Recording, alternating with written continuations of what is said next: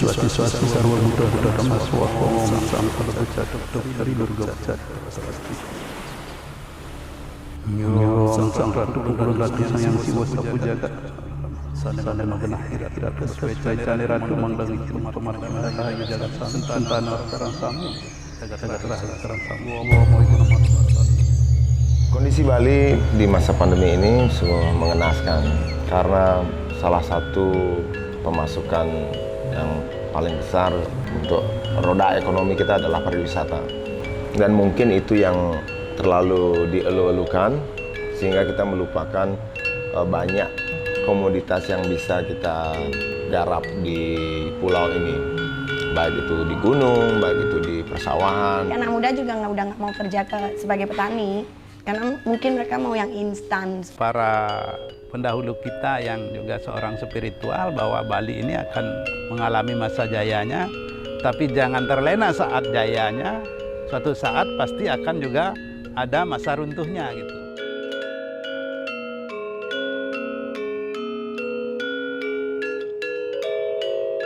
Di Bali dikenal ada Trihita Karana, jadi hubungan manusia dengan Tuhan, hubungan manusia dengan alam, hubungan manusia dengan manusia. Jadi hubungan manusia dengan alam ini mempunyai prospek dan pengaruh sangat besar.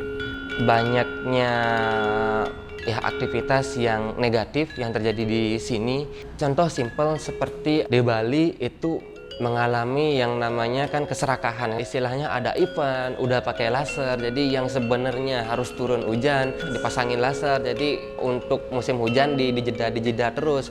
Tidak ada yang merawat alam di mana terus dieksploitasi sampah-sampah semakin banyak, limbah-limbah. Nah itu yang tidak diproses. Lahan-lahan yang bisa dipakai sawah ya, itu sekarang ditanamin beton. Mungkin one day kan bisa bikin rumah bertingkat, terus sawahnya ada di atas gedung.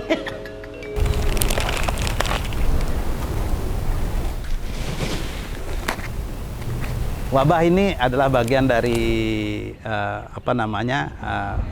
peringatan Tuhan. Mungkin sebelum terjadi yang lebih parah, alam menegur kita. Kan biasa seperti orang tua sebelum sampai anaknya celaka ditegur dulu. Dan alam ini juga butuh bernapas. Yang saya nilai pribadi mungkin disebabkan oleh karma.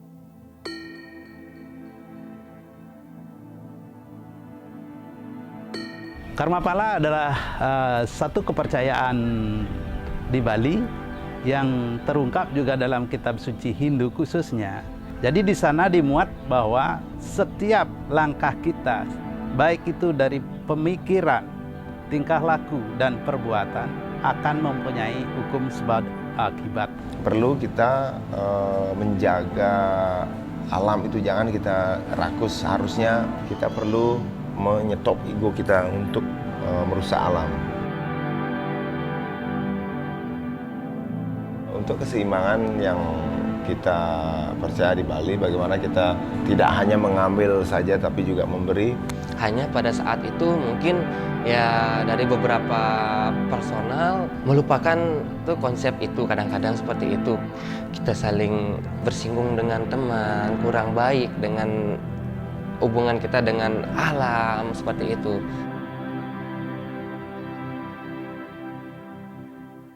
Untuk generasi muda yang sekarang saat pandemi ini itu udah mulai masuk ke budaya, ke tradisi kita yang dahulu, bahkan bertambah minat mereka untuk ya memperdalam ajaran-ajaran leluhur.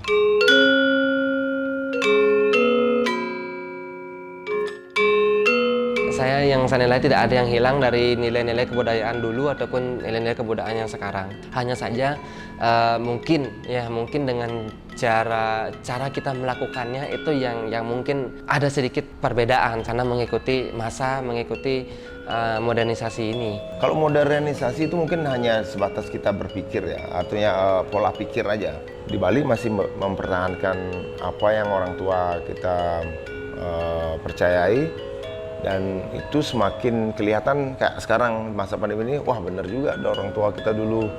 Untuk mempertahankan dan mengembangkan budaya itu sangat penting sekali. Zaman ini memang banyak sekali yang mematikan kultur kita. Tidak lunturnya kita di sini ya karena kita tahu apa yang kita lakukan, tujuannya apa.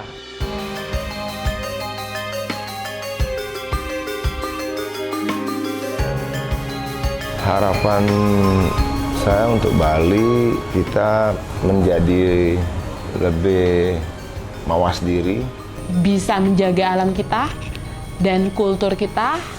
Bahwa anggap aja ini sebuah luka, pasti ada penyembuhannya. Belum berarti ini adalah ajang untuk terkubur. Sekarang ini manusianya yang perlu disehatkan, makanya bagaimana kita menyehatkan diri kita, mental kita, dan kita bisa menjaga alam ini.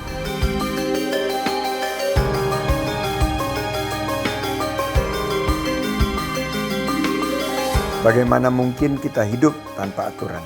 Sedangkan alam telah mengajarkan bahwa sejauh apapun mata memandang, tetap saja ada batasnya. Sama seperti perbuatan.